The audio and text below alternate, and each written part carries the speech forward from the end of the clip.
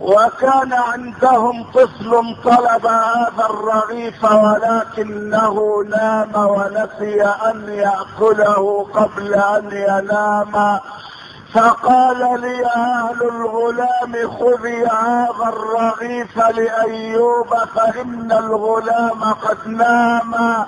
فقال لها ايوب ارجع الرغيف للطفل فربما قام من النوم فسأل عنه فلم يجده فيحزن.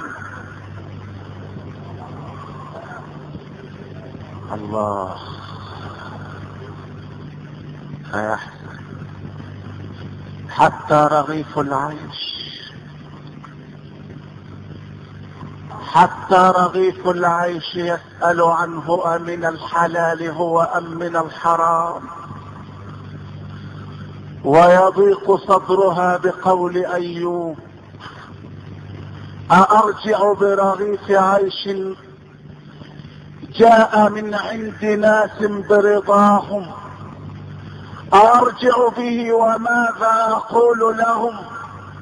ولكنها لا بد أن تلبي الأمر وتسمع الخطاب وترجع بالرغيف إلى أصحابه فيسألونها لما رجعت به يا زوجة أيوب؟ فتقول لأن أيوب قال لي ربما استيقظ الغلام فلم يجده فيحزن. وبينما هي تتكلم مع أصحاب الرغيف إذ استيقظ الغلام وسال عن الرغيف وبكى، فلما رآه كف عن البكاء. قالوا يرحم الله أيوب. الله، رغيف عيش، رغيف عيش. إن أحد الصالحين مات فرآه صاحبه في المنام بعد موته فقال له ماذا فعل الله بك يا أخي؟ فقال له سألني عن شيء لم يكن يخطر لي على بال. قال فعن أي شيء سألك ربك؟ قال بينما أنا في الدنيا أسير في طريق زراعي بين حقلين مزروعين بالقمح إذ رأيت سنبلة من القمح فرميتها في الحقل الذي على يميني فسألني عنها ربي لم رميتها في الحقل الذي على اليمين وما أدراك أنها ملك الذي على اليمين وليست ملك الذي على الشمال. سنبلة قمح ورغيف عيش.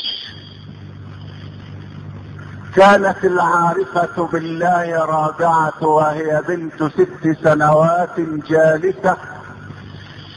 جالسة مع أهلها فجاء الطعام فلم تأكل فسألها أبوها يا رابعة ما ضر لو شاركتنا طعامنا؟ فقالت يا أبت لا آكل حتى أعلم من الحلال هو أم من الحرام. فقال لها عجبت لك يا رابعة وإذا كان من الحرام فلم نجد إلا هو فماذا عساك أن تكوني فاعلة؟ إذا لم نجد غيره وهو من الحرام فماذا أنت فاعلة؟ فقالت الطفلة العارفة بالله يا أبتاه أصبر على جوع الدنيا خير من أن أصبر على عذاب النار يوم القيامة. أصبر على جوع الدنيا. ولقد كانت هذه وصية كل زوجة أيام رسول الله.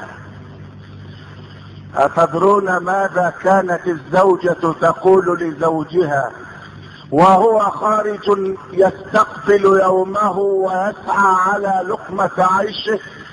أتدرون ماذا كانت تقول له؟ هل كانت تقول له لا تنسى ان تحضر لنا غسالة او ثلاجة او مفسديونا او سخانا او غير ذلك من متاع الدنيا، ولو كان ذلك بسرقة الاموال العامة، ولو كان ذلك بقبض الرشاوي، ولو كان ذلك بالاختلاسات باسم الاشتراكية العفنة، ولو كان ذلك باسم الحرية الزائفة الملوثة، ماذا كانت تقول لزوجها على عهد نبيها؟ كانت الزوجة تقول لزوجها يا فلان اتق الله ولا تاكل حراما. الله الله، يا فلان اتق الله ولا تاكل حراما. اننا نستطيع ان نصبر على الجوع في الدنيا، ولكن لا نصبر على عذاب الله يوم القيامة. اتق الله. فتعالوا الى نساء العصر كيف يرهقن الازواج من امرهم عسرا، وكيف تعير زوجها بالفقر اذا افتقر وبالمرض اذا مرض. اذا شاب شعر المرء او قل ماله فليس له في ودهن نصيب. يا فلان اتق الله ولا تاكل حراما. اننا نستطيع ان نصبر على الجوع في الدنيا، ولكن لا نستطيع ان نصبر على عذاب الله يوم القيامة. فاذا عاد اخر يومه وفتحت له الباب سالته سؤالين. السؤال الاول كم نزل من القرآن الكريم، والسؤال الثاني كم حفظت من حديث رسول الله صلى الله عليه وسلم. فاذا ما اخذ مضجعه لينام توضأت وهيأت له نفسها وبرفق وادب تقول له ألك حاجة إلي؟ إن كان له حاجة قضاها، فإن لم تكن له حاجة قالت له أتأذن لي أن أقوم الليلة فأصلي بين يدي الله رب العالمين. نساء مؤمنات قانتات تائبات عابدات سائحات اي صائمات. ألك حاجة إلي؟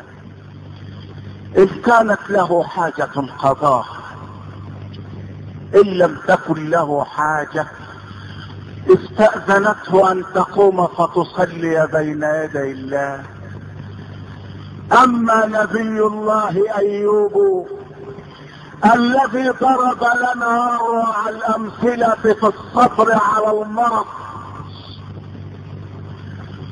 والصبر على فقد المال والولد،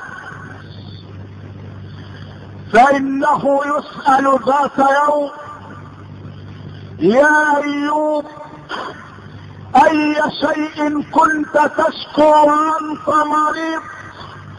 فيقول أيوب كنت أشكو شيئا واحدا هو شماتة الأعداء. شماتة الأعداء، صبر على المرض. وعزتي وجلالي لا أخرج عبدا من الدنيا وأحب أن أرحمه حتى أوفيه بكل سيئة كان عملها، سقما في جسده أو إقطارا في رزقه او مصيبة في ماله او ولده حتى ابلغ منه مثاقيل الضر، فاذا بقيت له سيئة بعد ذلك شددت عليه سكرات الموت حتى يلقاني كيوم ولدته امه. البلاء